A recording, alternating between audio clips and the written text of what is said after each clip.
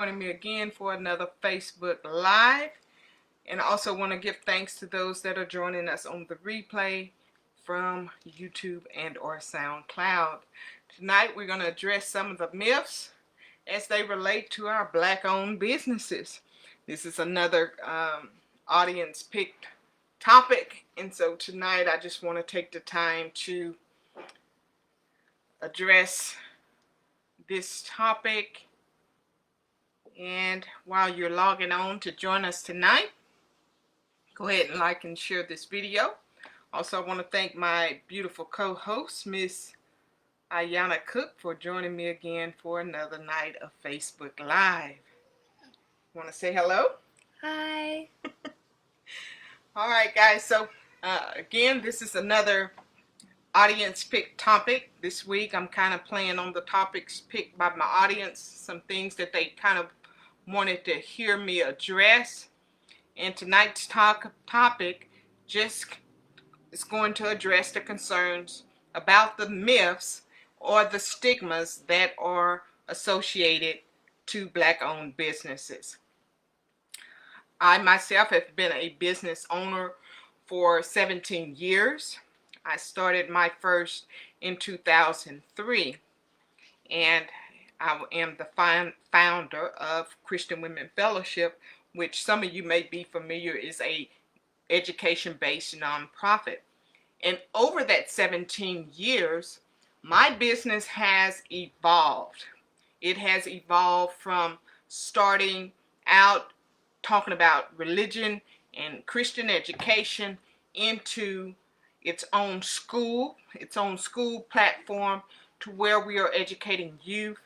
Not only that, I offer services for adult basic education and business. I teach how to start or expand your own business, and just a number of things. Not only that, but over the course of 17 years, I've also incurred many more businesses. So I have several businesses, I think a total of 6 that I own and operate myself. So it's all a learning experience. And so I said that to say this: the myths about Black-owned business, Black business ownership, does not apply to me. Because if that was the case, I would have packed up years ago, and you wouldn't even see me sitting here before you now. What I'm doing now, this is my business. This is what I do. I have a public speaking platform, and that's what I do. I go and I speak and I teach on a platform. Now, has my business come with its share of challenges? Yes, it has, over the years. But that's when you have to be so committed to your brand that you're able to expand and be flexible enough to make the necessary adjustments, so that even when trying times come, that you're able to adjust and sustain whatever challenge that comes your way. And so one of the myths that I was asked to address was, why don't Black community support Black-owned businesses? And I must say that Black consumers support business where they feel like it applies to them. Now, with that being said, when you say Black community, I don't know exactly what you have in mind, but when I think of Black community, I don't have to look forward to look past my own little town here in Hugo, Oklahoma. This is my own little town, and people support me here. But we have to keep in mind, what I offer is not for everybody. So I can't be disappointed that black culture or black populations in my area that have no desire for education, I can't be disappointed when they don't come and engage in a class that I offer. It just may not be for them. Okay? So also when I look at that, I write books. I have 2 books that I've written. I can't be disappointed when people that don't read don't buy my books. So this is where we as black business owners have to put our focus. Everybody does not want or desire the things that we offer. Simple as that. Now, also, here's another thing. I myself, as a person, has had to develop and evolve over the past 17 years. The girl you see here may look like the same girl you knew 17 years ago, but I can promise you that she's so much different. There's so much more value to the girl you see here in front of you now, and there's so much better in the girl that you see here sitting before you now. So I said that to say this. People, if they're not attracted to your business, it's probably because they can't get past seeing you. You may be in your own way. You want people to come in and to purchase your products. You want people to come in and invest in your business. Yet you won't invest in personal development. You won't invest in professional development. You won't invest in classes to help better your brand or your business, or how to promote or how to market. And you won't even get past your own attitude. So I said that to say this. When you are already going into a business with the mindset that because you're black, that black people want your product or they need your product, then already that's the wrong mindset for business. Now I can say I have my business of education because I want us to have access to a better education, an education that we can't get in the public school or in the college arena. But my sole focus is not on the color of your skin when I'm offering these services. My focus is on how can I help at least one in my community get this concept. Because if I help one, I then impact a family, and then that family begins to impact the community. And that's how we create and promote change. It's not about a color of the skin. So we as business owners, instead of falling for the myths or the stigma of black ownership, we first have to get this thing here in order. Because if we're looking at family and friends, which that's usually our environment, because they usually are the ones cheering us on, that's a good idea, and we're thinking they're going to buy our products, and they're usually not.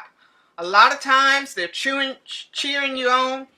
You're getting these products and these services, and you're thinking they're going to come and buy and participate, and they're not. When in reality, what they're doing is standing on the sidelines, looking and watching, waiting on you to fall, or waiting to see if it's going to catch hold, if it's going to prosper. You know, so you have to get past that little circle that you have. And this is why you need professional development. This is why you need personal development. And this is why you need to expand your perceptions of who really needs your products. Who are you really marketing to? That's what it's all about. So, the myths, the stigma that black community does not support black-owned businesses, or they not, why are they not supporting it if that's the case? Because when I look at the people that support me, I'm grateful. And I could care less the color of their skin. So maybe if we get out of that mentality that because we're black, that people that look like us are going to want our services.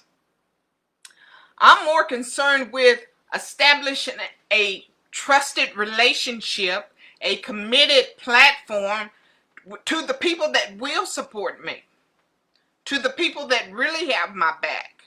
That's my concern. And to me, it doesn't matter if we have the same socioeconomic status. It doesn't matter if we have the same religious background. It doesn't matter if we share the same skin color. My thing is, I want to reach the women that have shared similar experiences like I have, that see something in me that they want or that they desire, and they commit to my service or my product. That's what I want. So to limit myself based upon a color, do you see what I just said? When I limit myself, so who's doing the limiting? You are. Because your business is not going to go in a different direction than the character and perception that you put before it. It just can't. So if you're limited by your thinking that black people all to want to support your business because you're black, you just limited it. So how about we learn how to expand on that? Because I want women who are single parents. I want women who are dissatisfied in their careers. I want women who have struggled in relationships. I want women who work hard every day and still can't make ends meet. I want those kind of women on this platform. And when I look at those kind of women, and if I can give those kind of women something that's going to help them make it and empower them and encourage them to keep dreaming and keep striving for better, if I can do that for those kind of women, I don't have to limit myself on the color, right? So it just does not work that way. So 17 years, yes, I've learned a lot over 17 years. But the biggest thing I've done for my business is learn how to get over myself. Learn how to shift my thinking and learn how to talk to people without all the vulgarness. Learn to be so confident and committed in my personality that I don't have to try to be a people pleaser and conform to everybody. I can stand here with one mind, and I can stand firm on who I am and not be ashamed of who I was, and just stand here and be bold and confident enough that I believe that if I can come here and sit here and offer this service to you, that when you sit here and you night after night with me on these lives, you have been educated, you have been empowered, and you have been encouraged. So that I said that to say this: if you own a business and you don't have a vision for your business, how are you going to thrive? Right? Your business should have a vision. Without the vision, what happens? Okay, so you said it, so you know it, right? So we jump in a business because it looks good. We never thought to sit down and write up a business plan. And then when we write the business plan, we have to make room for adjustments. We can't be so closed in and boxed in by that plan that we've written out that when it doesn't work out, we can't make some changes. A lot of the trainings and stuff that I've been doing over the last month, a lot of them talks about this pivot or this shift. Well, the same way we have to pivot and shift in our mind is the same way we have to be willing to pivot and shift in our business. We are our business. We are our brand. So whatever we do, whatever characteristics we have, whatever attitudes we have, it is reflected in your business. Some people, I don't care if you're black, white, Mexican, Asian, whatever. I don't do business with people that provide a service or a product and it comes along with a nasty attitude. Point blank. I don't care who you are. So when I come across your social media page, or I come across you in the grocery store, or if I come across you at a community event and you're nasty, guess what? I see your business too. I see your business just like that. And when you're young in business, or when you're older in business and you're striving to try to make that business work and you're complaining nobody wants your business, the best thing I can tell you is take a look in the mirror first. Because if you see me out in the community and I'm not acting like myself, then automatically somebody's going to put me in check. Point blank. The critics going to be calling. They're going to be leaving me messages. They're going to be emailing me. They're going to put me in check.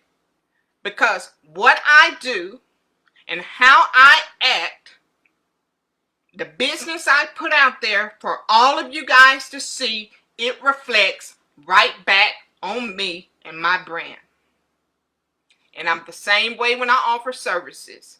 When I offer services, I am very particular who I allow in my classes and the time I allow them to occupy my space.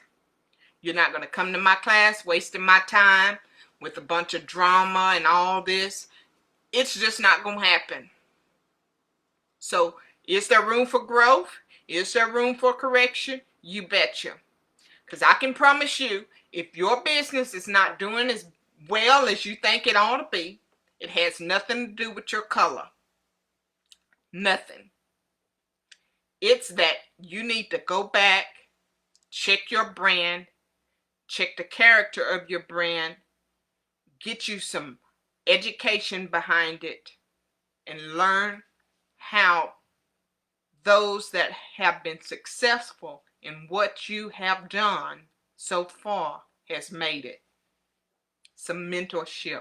It is very viable to the success and the longevity of your business.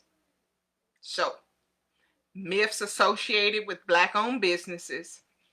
Yes, black people do support black-owned businesses. I'm one of them, but I'm not supporting you just because you're black. I support those that are on my team. And many on my team, Initiative for Marketing Success Alliance, you can look it up, many are black. Many are black women. Many are young black girls. And I support them 100%. But don't you ever think that if they step too far out of line with showing attitudes and portraying stuff on media and different things like this and in a neighborhood and all that, that it begins to taint their image of their business, don't you think that we don't have a conversation. Because the type of leader I am, the type of mentor I am, if you want to succeed, you're going to have to listen, like it or not. Now, what you do with the information after it's given to you, that's you. But I don't have a problem with breaking ties with anybody. I want people around me that want to grow and develop, not only in their business, but as a person as well. We have a lot of young people that are looking at us, and they probably have aspirations to own their own businesses. It's my hope that the young ones that I interact with every day, and I do mean every day, I have kids around me every day. It is my hope that regardless of what color they are, that they don't only aspire to go to school and graduate high school and go to college and get a job, but that they see something that is sparked in them so tough that they aspire to be business owners themselves. And so that's one of the things that we're going to be working on at my learning center is getting these young people fired up and ready for business ownership at an early age. Because there's no guarantee that you go and get this education or that you get this training to learn something that it's going to work. And it absolutely has nothing to do with your color. So get out of that main mindset first. Once you're out of that mindset, then you're able to make progress. So I appreciate you guys joining me tonight. I hope that I've addressed the concerns and the myths about Black ownership, Black-owned businesses, that was helpful for you. I do appreciate all of you guys joining me tonight. I'll be back again tomorrow night for another audience pick topic, and we'll see you then. Good night, everybody.